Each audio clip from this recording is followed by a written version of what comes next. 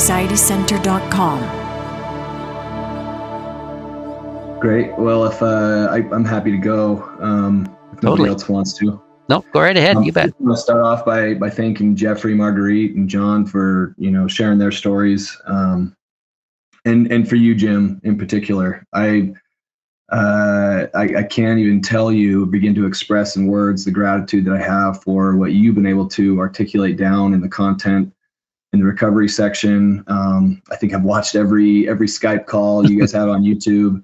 And it is very reassuring. Jeffrey, you mentioned John, how you could, good, you would relate. There's something about relating with a lot of the things people are going through that just kind of help you to make some sense of this stuff. And so I appreciate that, and you organizing all those things.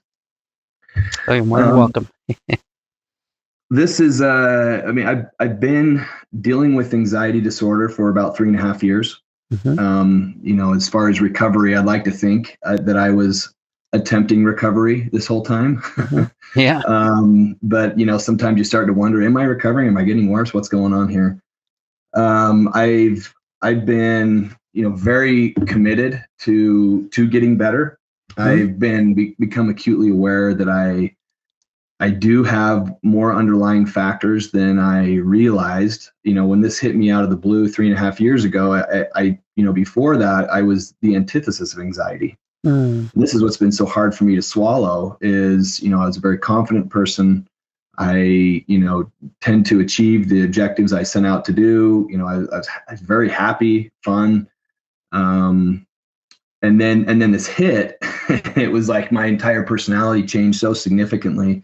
Yeah. To where, shame, guilt, self-consciousness, the belief, I feel like my belief about reality, about everything, significantly changed. And that was what was kind of disheartening to me. And that's kind of the question I had first for you was really about beliefs here. So, I mentioned, it's been struggling with this for some time. I'll go back to August. I kind of had a breakdown where I had a relapse and really just went in a negative way. And part of that was because the prior year I had really made a lot of progress. And there were times where I was like, I think I'm out of this. I haven't been ruminating. For me, most of my symptoms are all psychological. I do have some physical, but it's scanning. It's constantly, all my cognitive time is spent scanning and inward focused thinking, and catastrophizing, and just feeding those fears and the worry, which at the end of the day is the real problem with all this, right? Yeah. And that's the primary source of my problems. And so when this hit hard in August, that relapse, and Marguerite, you mentioned, the relapse can be worse. And I think some of that's because we're already on empty. We know what we've been through, and then it comes back and you think, oh no, I can't do this again. And that's kind of what happened to me is I started having some relapse, and I kind of fell into a pretty deep despair and frustration that I had it in my mind, I'm just going to continually climb the ladder and get better and better and better, and I don't want to tolerate slipping backwards, which sometimes isn't always in my control, but I fell right back into it. Underlying factors, my the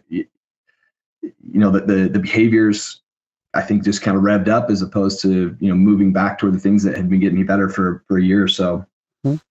But one thing that I've really struggled with during basically some August to December, I've been doing better the last couple of weeks, and it's been because I've been extremely diligent in focusing on the things you say to focus on the site, as well as talking with therapists, etc. But I do feel that, like, my symptoms, as they become more problematic, it seems as though my belief system can totally get hijacked by anxiety. So although I can sit and tell myself and rationally and cognitively that, this isn't making, for me, it's that one of my big fears is that I'm losing my mind, that I'm going crazy, that it's going to, eventually just get worse until until I can't recognize, any, my quality of life is so bad that that's my fear. Yeah. And it seems as though even though I rationally know that, because I had such strong emotion with the belief that those things are real or that they could happen, it's extremely hard to break those. Even though I know that rationally it doesn't make a lot of sense.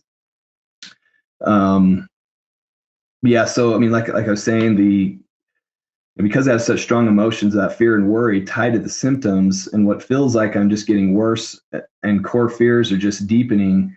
How can I allow my rational brain that knows anxiety won't make me go crazy to influence my beliefs and really deeply imprint, I guess, on the subconscious brain? And I know a lot of that's repetition, why we keep doing these things, but I feel like it's like I'm,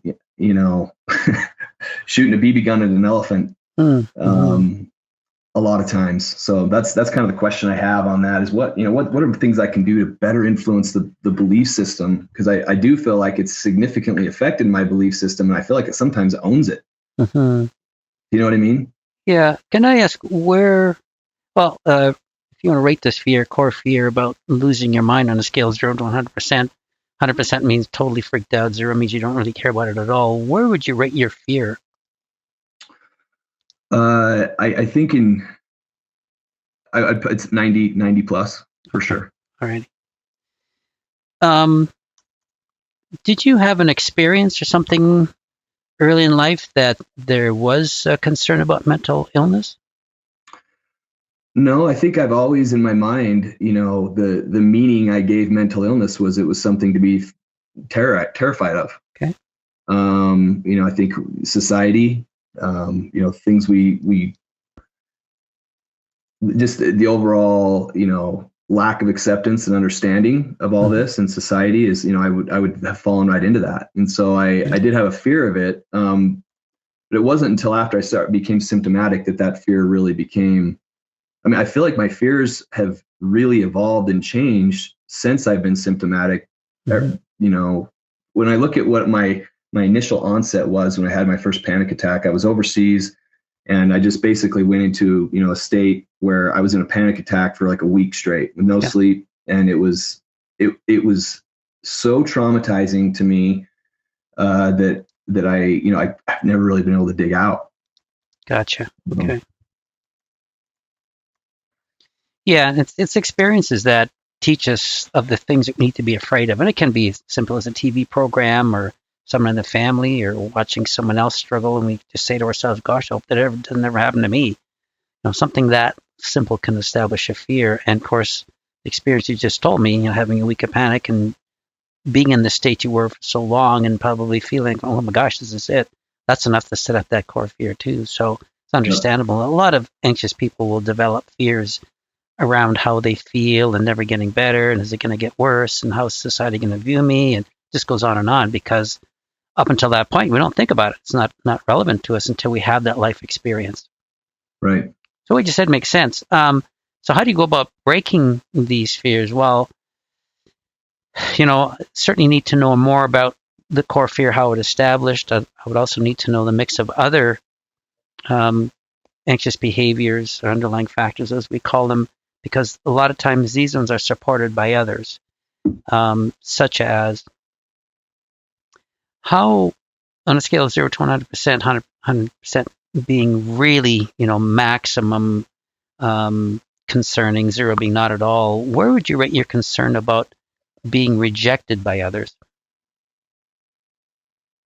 So this is a question I've asked myself quite a bit. I would have liked to think that I don't really care what others think. And I think in my prior mindset, prior to being, symptomatic with anxiety, that it was very low. Yeah. But I think in hindsight, I think, acceptance, I do, my parents were divorced when I was younger, and I think it definitely instilled in me a fear of abandonment. Sure. For sure. Yeah. And so I think that is an underlying factor that I've become aware of. Where'd you rate that one? Definitely lower than fear of losing my mind. Yeah. But I would say maybe, I don't know, 60, 70. Okay. Sure. It is tough because I feel like I could rate almost any perceived fear is pretty high during Yeah. hyperstimulation. You know what I mean? It's almost like you become fearful of everything. Yeah. That's what it can seem like. Now I'm assuming you haven't worked with one of our therapists. I haven't. Okay. I contacted Vince. I've been going back and forth. It's not where you guys aren't covered in insurance. I do have a therapist that I see that is covered with insurance. Yeah. And so I haven't done that yet. I would, as I've kind of gone through, listened to some of the material, I would like to do the assessment that you guys put together at least. So I may be able to do a couple of sessions one way or another. Okay. But I haven't worked with one of the therapists. Okay. Yeah, I was just asking to see if you had gone through the assessment, because once the assessment's done, you'll know what those underlying factors are and where they're rated. But we do have a lot of people who rate their core fears at the top, and then the fears you aren't really concerned about, they do rate low. So while hyperstimulation can boost some of these a little bit, the evaluation is pretty accurate over the course of time. So, but why I mention that is because, the fear of losing your mind, fear of losing control is probably in there somewhere. Fear of abandonment is certainly in there as well. And these all come to a mix. And it's those underlying factors that then drive our behavior. They drive the things we're concerned about. And how we extinguish some of these fears is you have to go after those underlying factors, because as long as those underlying factors are still there, the result's going to be the same. So we have to identify what they are, go after those underlying factors, and that's how you bring these fears down. Because even though, you look at statistically, there's very low probability of anxiety leading to anything. And if a person's worrying about mental illness, typically it's not something they need to worry about, but it's a common one for anxiety. We see this almost all the time. Just because, when you think of anxiety, a lot of our symptoms are in our head. It's how we think about things. It's what we do with them. And of course, when you have an anxious personality, what ifing and looking for danger, well, what's the most logical thing to watch for? It was, I hope I don't lose my mind. So we make that connection, and then we can latch onto it and become afraid. Yep. So it's very common. We see this a lot. We just don't see people going from, anxiety disorder into something else. It's extremely, extremely rare. And typically those few that actually do already had the pre-existing condition already. It's not that it's something that develops. But we do understand the fear. And so we can say that, there's, high probability that's never going to happen. It's not something you have to worry about. But it really doesn't do much to alleviate a fear if we have these other underlying factors driving it. So that's why it's important to identify what they are, go after those ones so that we can bring down the other ones. That's kind of the process.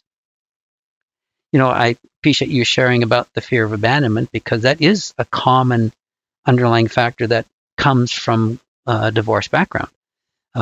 Divorce affects us in many ways, and one is certainly trust. We have issues with trust because when we have a stable family, we trust. We have that solid foundation that's going to be there, and so there's a trust that builds into us as we grow up. But if there's a divorce and something happens to the family, or if a parent dies or something else happens, well, then that just really erodes our trust. So we don't trust in a lot of things. We have issues with trust. Then certainly we have a fear of abandonment because we just saw our primary foundation dissolve, and what happens then? And depending on where you are in the sibling hierarchy, birth order, will also have a bearing on what we take from that. And so there's a lot of things that will set up that then become our core belief system that drives our behaviors as adults. And that's why it's important to work with a therapist who can identify those through the evaluation process, really lay them out to you. And as you start to work through them, then you can start to change some of these beliefs, which then again, as I mentioned, is going to bring this fear down and make the fear easier to contain or dismiss altogether. So it's not a simple process. You do have to know what those underlying factors are, and you have to know them from the outset.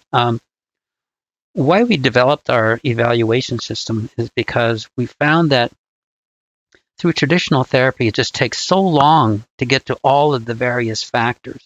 So you identify one and you work on that one, but that one's often supported by two or three others. And if you don't know what those two or three others are, you can spend a long time trying to bring this main one down, and it's not really going to budge for a long period of time because the other ones are still there supporting it. So that's why we like to know exactly what they are and address them as groups, so we know which one is linked to which one and how you can go after the main one by going after the other, 2 or 3 or whatever it is. So it's kind of a process that way that we use, and we found it to be very effective. Now, it's not easy, and it takes time because we're dealing with a person's belief systems, what they've grown up to know is normal. A lot of times with anxious people, we don't like change because change presents threats. We like to be able, predict what's coming, and change means you can't predict. And so you have to work through those things. So it's a process a person has to work through, which is why therapy takes as long as it does, because there's a lot of things we have to do, and it takes time to often accomplish those. But the good news is you can. It's just that it requires work and working with someone who knows how these belief systems fit together and, how you work at them to overcome them. So I don't know how much more I can add, based on that, just because there's a lot of pieces here that are unknown to me, but that's kind of the overview. Sorry, I was muted. I don't know how that happened. No problem. Last time we had a Skype conversation, I was talking away, and I had actually been kicked out of the conversation, so no one heard what I had to say, so I have to check every once in a while. Nope, that one was me. No, when I look at the site, they're, under the underlying factors, the common ones. I mean, I can definitely look at, 5 or 6 of these and say they've definitely been imprinted on my personality from the time I was younger, and they just didn't pose any problems. Yeah. Until I got older, and I had, a lot of dependence and a lot of responsibilities and other things that are going on that I think just kind of brought a lot of this stuff to the surface. Yeah. That's kind of how it works, is our main triggers don't show up until the circumstances in our life, kind of resonate with them. And that's when we start to struggle. Yeah. So one other question I have, I guess it's more of a theory I'm looking to validate. So right when this happened, I started texting my doctor. This is 3.5 years ago. And, when I came back into the States, I, immediately was put on Xanax. And initially I think it worked well, and I didn't really question it. And I basically was on it pretty consistently, pretty low dosage, but I was on it for, like 2 years. And I kind of just stopped on my own because I never was taking it consistently. And I think I'm one of the fortunate ones who hasn't had significant withdrawal symptoms to Xanax, which I'm grateful for. But yes. I basically didn't have anything from, very, very little Xanax at all from like August of 2020 to August of 2021. And well, actually take that back. It was more like the end of June. And I noticed that as I started taking Xanax again, as I started feeling anxiety build, I started feeling some of these, these things come back, that I started being more consistent with Xanax. And it helped me in hindsight, looking back, it seems like it helps me for a couple of weeks. And then it's almost like, at that 5-6 week mark, it almost is like the bottom drops out. And I didn't really put it together, but I did notice that times where I felt like I was really going through a bad struggle, it was always about 5 or 6 weeks after I had consistently been using the medication. I did consistently, I had it almost up to 2 milligrams a day from August through December. Okay. And I kind of just made a decision that, after reading through some of your material, listening to it, and as well as just, other research stuff that I'd done, that I'm like, wow, this is kind of a nightmare. What this does to you long term. And I just don't feel like it was helping. I feel like my symptoms were actually getting a lot worse. I feel like that belief hijacking stuff I was talking about earlier, amplified. And I started weaning off mid-December. And again, I wasn't taking a ton, but I did. It was probably a faster wean than was recommended, but I haven't been on it now for 3 weeks. And I feel the last 3 weeks I felt, almost like I did back in July again, way, way better. Yeah. And some of that's been my mindset. I've been very quick to reassess, to stop, go through all this, the process that you've laid out on the site. as well. So I know that's been a positive contributor, but I just curious. I mean, is that possible? I mean, could it really be causing that much negative impact on me, or is it just mindset and placebo? It's hard to tell. Well, because Xanax is a tranquilizer, it is going to sedate the nervous system. That's what it does, and that's why a lot of doctors prescribe it. And prescribed sporadically, not regularly, can be helpful for people who are anxious, especially in times of crisis. And way back in the '60s, that's what they were doing. Take it when you needed it, and away you went. But yeah, if a person takes it regularly, it does change the chemical makeup in the brain, and then we can become more sensitive to stressors, and it can make us think in different ways because then we're relying on the Xanax to build up the GABA rather than our own natural abilities, which means then we don't have the ability to automatically calm ourselves down because the body just can't get there. So it can do that. It can also be body building up a tolerance to certain things. Depends on how your body's going to respond to that chemical mixture. If everybody body responds differently, so it could be a combination of those things, and then it certainly can be attitude. You'd have to go look back and see, what differences in attitude were going on at the time, what differences in life circumstance. So it could be any one or combination of those that could be playing a role. And here again is where working with a therapist, can track this and give you an outsider opinion of what's going on. Because a lot of times when we're, dealing with these things, we have our preconceived view of what's going on. And so sometimes we minimize certain things that we shouldn't. A classic example is we often underestimate the impact of stress. Because our stress is usually higher than most people, we just think, well, if it goes a little higher, then I'm just a little stressed, where in fact the body's majorly stressed. And that's what we become used to. So we're generally not good stress managers in the beginning because we just undervalue it. So again, without knowing more, it'd be really difficult to say unless you're really hyper aware of what your behaviors were during those periods. I mean, there's no doubt that my behavior during August to December was super negative. In terms of ruminating, catastrophizing, worst case scenarioing, what ifing, all those things were at an all-time high. And as well, but I just found it interesting that you come off of the medication that's supposed to be helping you with these things, and I start to feel better organically. Yeah. Which I thought was just kind of the head scratcher for me.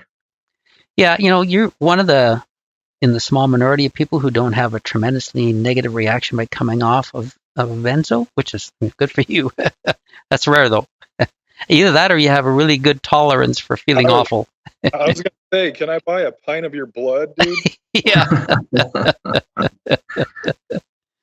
Yeah, it does happen. So you're in that group. There's no doubt. I mean, I felt it. I felt withdrawal. I read your thing too, where you ran for a couple of days. Somebody mentioned that earlier in the call. I found that. I mean, I don't have GABA receptors. I'm sure. I mean, it's been a long time that I've been, on and off, and maybe the on and off has been helpful in some regard to that. But I have been fortunate that, I mean, I have had symptoms, but it haven't been too significant. And I actually think that I would take those withdrawal symptoms over what I was feeling while using the benzo. Yeah. Yeah. You had mentioned negativity. Where would you rate your negativity level, 0 to 100%? I mean, as I mentioned, my primary onset of this anxiety disorder was ruminating, what ifing, and flipping my mindset to a very negative, catastrophizing mindset. So it has become so habitual for me that I have a hard time even recognizing my subconscious is completely programmed to catastrophize and to think negatively. And it is not, again, this is not my nature. It is the exact opposite of everything I stood for and still do cognitively stand for now. But I would say it's definitely up there. It's, I don't want it to be, and I do everything I can through positive affirmations, through gratitude, prayer, through so many things. But it just feels like it's a BB gun than an elephant when I'm in this state. Yeah. There's definitely underlying factors driving that. And the rumination, yeah, catastrophizing for sure. Yeah, and that's, and this is the thing, when things are going good, they usually don't surface that much.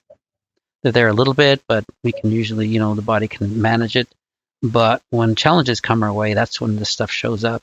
And especially if we're dealing with, some anxiety issues, and we become more internally focused and focused on outcomes of our health and mental well-being, yeah, they can just sort of spiral. So it'd be really good to look at those and sort of go after those. Yeah. Great, thanks. You're welcome. Yeah, what you talked about isn't uncommon for a lot of anxious people. When we do these evaluations, catastrophizing and worry are typically, when near the top, of course. Then you have the other things going on, and divorce is one of those triggers in an early life experience that raises a lot of these, because we have a real world experience where things weren't good, which shakes our confidence. People who don't go through that, are raised in a family where their parents are together, they usually don't see the same level of issues with abandonment and rejection and negativity and rumination, catastrophizing and self-esteem and all the other things that go together, because that foundation was still there. So the good news is it's all behavioral stuff that we can change. Just being aware of it and making the right changes can make all the difference. It's just that's the work we have to do. That's kind of our lot. Yeah. Well, thanks for your insight. I appreciate it. Oh, you're more than welcome. Thanks for joining the call.